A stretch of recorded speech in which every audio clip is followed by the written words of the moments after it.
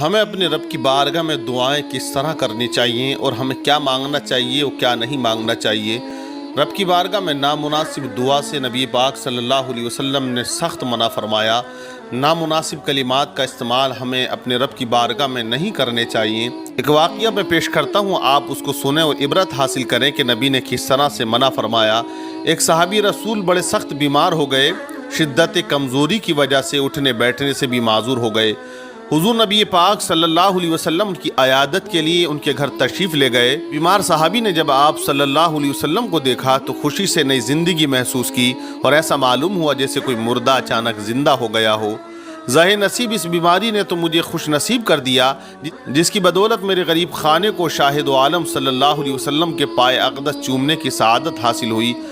ان صحابی نے کہا، اے میری بیماری، بخار، رنج و غم، درد و علم، شب بیداری تجھے مبارک ہو کہ تمہارے سبب اس وقت نبی کریم صلی اللہ علیہ وسلم میری عیادت کے لیے میرے گھر تشریف لائے۔ جب آپ صلی اللہ علیہ وسلم کی عیادت سے فارغ ہوئے تو آپ نے ارشاد فرمایا، تمہیں کچھ یاد ہے کہ تم نے حالت صحت میں کوئی نامناسب دعا مانگی ہو، نامناسب کلمات اپنی زبان سے نکالے ہوں؟ تو انہوں نے عرض کیا، آقا مجھے کچھ یاد نہیں آ رہا، لیکن جیسے ہی تھوڑا سا عرصہ گزرا، تھوڑا سا وقفہ ہوا، حضور کی برکت سے ان صحابی کو وہ دعا یاد آ جاتی ہے جو انہوں نے حالت صحت میں مانگی تھی۔ صحابی نے عرض کیا، آقا میں نے اپنے اعمال کی کوتاہیوں اور خطاؤں کے پیش نظر یہ دعا کی تھی کہ اے اللہ، وہ عذاب جو آخرت میں مجھے تو دے گا وہ مجھے اس عالم دنیا میں دے دے تاکہ عالم آخرت کے عذاب سے میں فارغ ہو جاؤں۔ یہ دعا میں نے بار بار مانگی، یہاں تک کہ میں بیمار ہو گیا اور یہ نوبت آ گئی کہ مجھ کو ایسی شدید بیماری نے گھیر لیا کہ میری جان اس تکلیف سے بے آرام ہو گئی۔ حالت صحت میں میرے جو معمولات تھے، عبادت، ذکر و الہی، درود و وظائف کرنے سے آقا میں عاجز ہو گیا، مجبور ہو گیا۔ میرے اپنے بیگانوں نے سب نے مجھ کو فراموش کر دیا۔ اب اگر آقا آپ کا روئے اقدس نہ دیکھتا تو بس میرا کام تمام ہو چکا تھا۔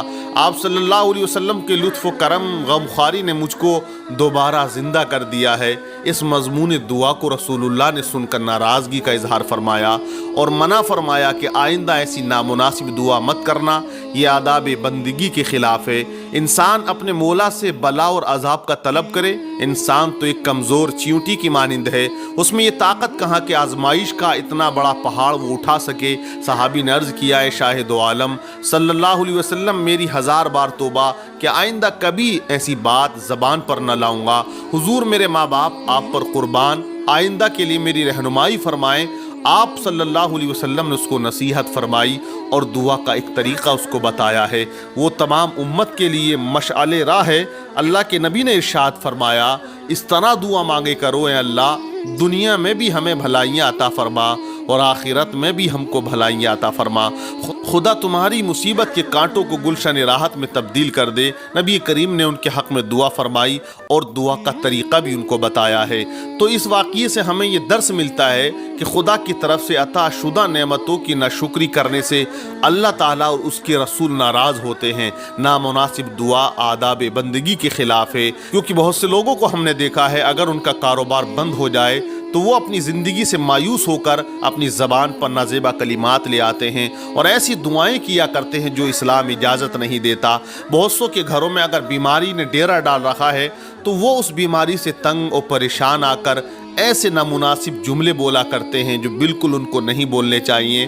دیکھیے، دعا جو ہوتی ہے وہ عبادت کا مغز ہے۔ الدعاء عبادت المغز، عبادت کا مغز ہوتی ہے دعا، اور دعا مانگنے والوں کو اللہ تبارک و تعالیٰ پسند کیا کرتا ہے۔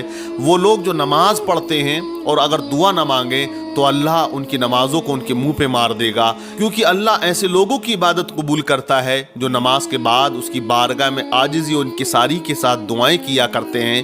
تو بہت سے لوگ ایسے ہیں جو نمازیں تو پڑھتے ہیں لیکن وہ دعا میں زیادہ انٹرسٹنگ نہیں ہوتے اور وہ تھوڑا سا بھی وقت دعا کے لیے نہیں نکالتے ہیں۔ تو میرے بھائیوں، ہر نماز کے بعد میں ہمیں اپنے رب کی بارگاہ میں دعائیں مانگنی چاہیے۔ وہ بڑا قریب ہے، مانگو تو نواز دیتا ہے اور نہ مانگو تو بے حساب دیتا ہے۔ وہ اپنے بندے سے 70 ماؤں سے زیادہ پیار کرتا ہے۔ تو ہمیں دعائیں ایسی مانگنی چاہیے جس سے ہمارا رب خوش ہو جائے، اور دعا آپ اپنی موت کے لیے کر سکتے ہیں۔